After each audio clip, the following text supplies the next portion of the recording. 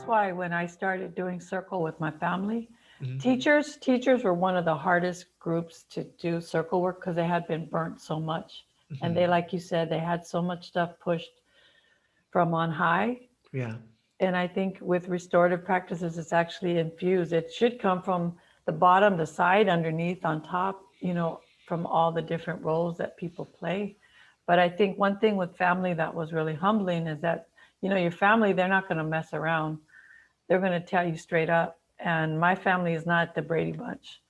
They went through a lot of trauma, a lot of stuff, a lot of shit. And so when we first started doing circle, the way that I introduced it was very simple.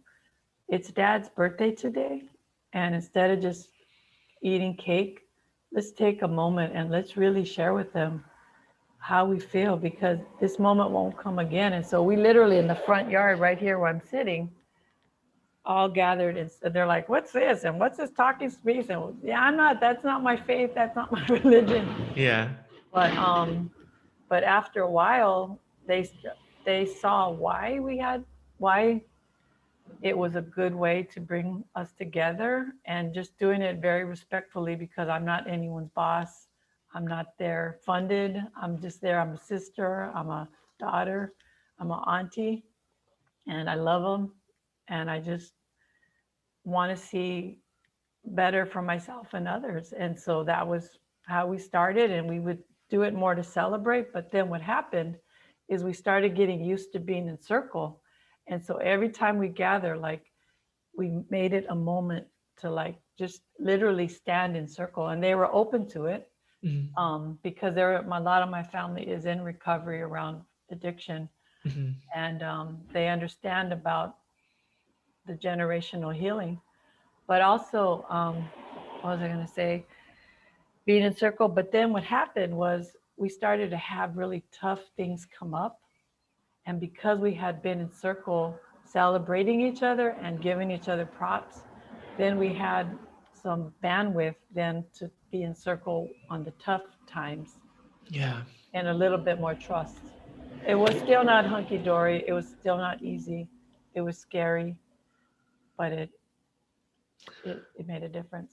It makes me think of two things. One, that this work is um, not just that repair, right? It's really hard to start from like we're going at each other, and now let's be restorative, right? Like so, like let's build that relationship so that when we go at each other, because it's inevitably going to happen.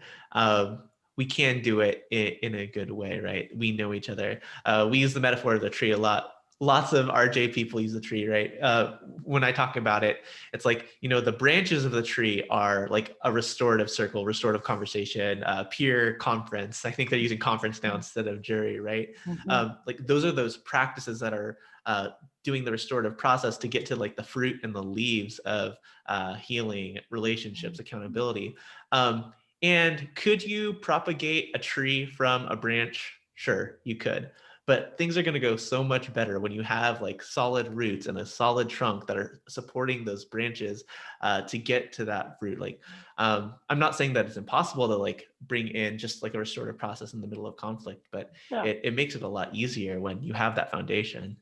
The Yeah. other thing that I was thinking, as you were saying that, is like the ways that I have, to the extent, brought this into my family. And oh man, What is it? Tell well, me. Tell no, me. have or have not, right? Because when I first learned this work for my birthday, I was like, okay, y'all, we're gonna do a circle, and it was more a circle around like everybody is reflecting on like what this year has been for folks, and like really. And then like my brother came to Chicago, and I was facilitating with Pamela Purdy.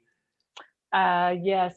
Yes. Yes. Not Yeah, well though. Not well. yeah. So she had worked with Cheryl and Aura, right? So I was doing a circle training with her, and I was like, yo, bro, you gotta come and see this. And so he participated, and so like my family knows what I do, but like as far as bringing it into our practices, that's been tough. And I think without going into like too many details for everybody in the world to listen to, I think there's something around like not being emotionally vulnerable, not being used to being emotionally vulnerable. I think my parents did a good job of preparing us to be like quote unquote self-sufficient.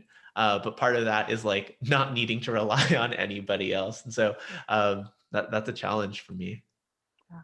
Oh, I hear you. I was scared. I remember I was so scared, but I was like, people, you'd be surprised what people are crying. They really, sometimes there's this hungering. Like I remember my dad actually broke the first circle we had. He broke down and cried.